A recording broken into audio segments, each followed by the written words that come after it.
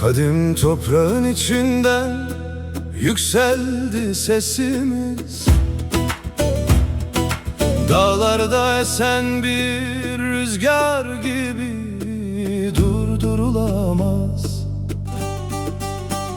Biz Kürtleriz, adımız ve sesimiz var. Tarihin yaraları ve kalplerdeki ateşiz.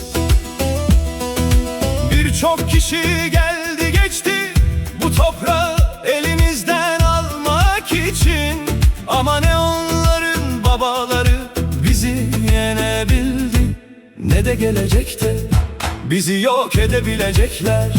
Çünkü biz kadim ateşle tanındık. Biz Kürtleriz, biz Kürtleriz, biz Kürtleriz, biz Kürtleriz. Biz güneşin ve ateşin çocuklarıyız. Biz Kürtleriz, biz Kürtleriz, biz Kürtleriz.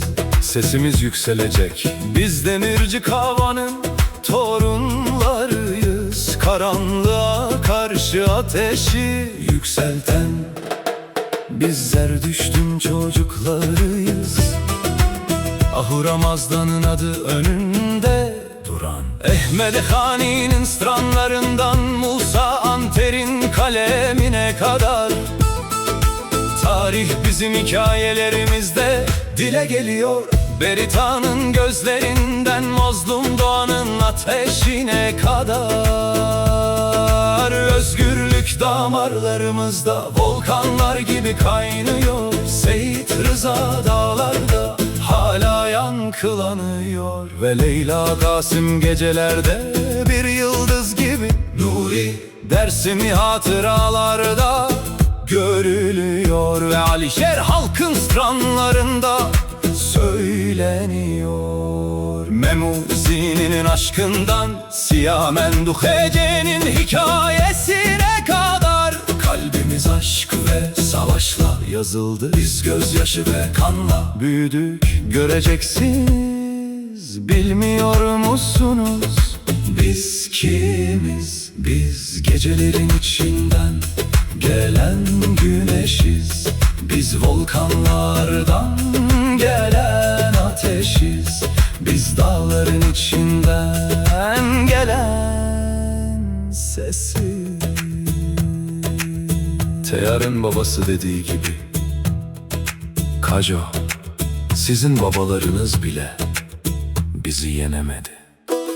Biz başıdık Kürtleriz, düşmandan korkmayız. Kadın ve erkek aslan gibidir. Zorlu rüzgarlara karşı direniriz. Dağlarda yıldızlar gibiyiz, ovalarda nergisler gibiyiz. Selahaddin Eyyubi'den bugünün çocuklarına kadar bu tarih hala kutsal şekilde sürüyor. Her gece ve her sabah yeniden söyleniyor. Bizim tarihimiz. Biz güneşin ve ateşin çocuklarıyız. Kürdistan savaşçılarının torunlarıyız.